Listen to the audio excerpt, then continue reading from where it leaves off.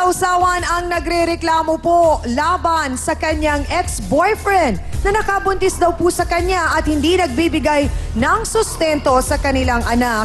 Makakausap na po natin si Marie Villaflor. Pasok!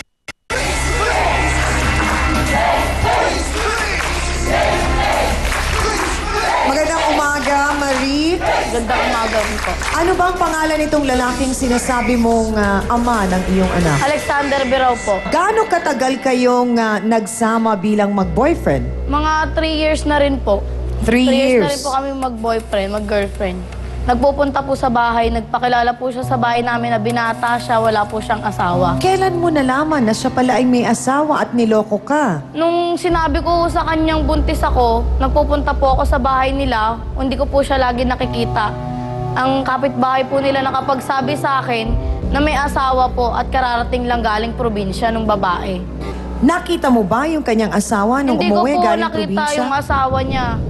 Yung kapitbahay lang po nila nagsabi sa akin na dumating daw po yung asawa niya galing probinsya. So nung nalaman mo na dumating, kinausap mo ba si Alex? Hindi ko po. Hindi na po Bakit? kasi siya nagpapakita sa akin eh. Siguro, natatakot. Pero gaano katotoo, Marie, na pag-alaman namin sa research na nung kayo daw ay magkarelasyon, meron ka pa rin daw ibang boyfriend? Wala po akong Sino ibang yun? boyfriend mo. Mga barkada pong mga lalaki, marami po akong. Pero bakit sinasabi ni Alex na meron kang Hindi ibang ko po alam karelasyon? sa kanya. Siguro po, pag nakikita niya akong nasa labas ng bahay, puro mga lalaki yung kausap ko, nagsiselos po siguro siya. Yung anak ba niya sa'yo, nakita na niya? Hindi pa ho. Bakit? Hindi nga ho siya nagpapakita sa akin eh. So talagang hindi siya nagpakita Hindi po. kahit na nung nanganak ka na at Hindi po. lumabas na yung bata? Wala po. Pero ang sinasabi mo, humihingi ka ng sustento. Opo. Paano nakakarating sa kanya na humihingi ka ng Yung sustento? sa kapitbahay po nila na sinabihan ko na buntis po ako at manganganak na ako, sabi ko sa kanya kahit po tulungan na lang po niya kami magbayad ng hospital bills para po dun sa bata. Wala siyang binigay? Wala po. Dahil hindi na Kahit siya magkano? Wala po. Kahit singkonduling po, wala. Pero alam mo sa sarili mo na siya ang ama ng bata? Opo. Wala kang ibang karelasyon? Wala po. Tignan natin kung anong magiging paliwanag niya ang inirereklamo po ni Marie na hindi umaming binata at nakabuntis pa sa kanya at hindi man lang po nagbigay ng sustento sa kanilang anak. Narito po si Alex Birao. Pasok!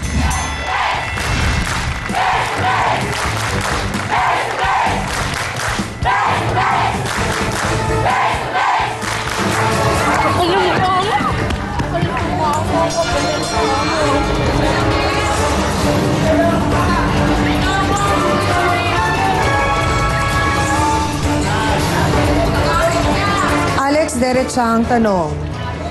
Bakit mo sinasabi na hindi ikaw ang ama ng bata? Hindi po ako ganun kasigurado kasi sa kanya. Bakit? Minsan po, pag hinahatid ko siya, paghatid ko sa kanya, bababa na siya. Tapos, ako bumibiyahe pa ako. Minsan, pagbalik ko, naandun pa rin siya. Nakita mo kung may ibang kasamang lalaki? Pero Alex, bakit ka nagpakilalang binata?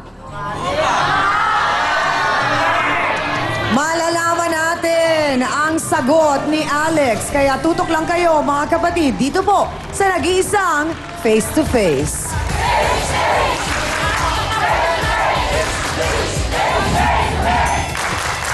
Sabi po nung barkada ko na may iba pa siyang boyfriend bukod sa akin. Wala akong ibang boyfriend. Ikaw lang. Harapin mo, face to face!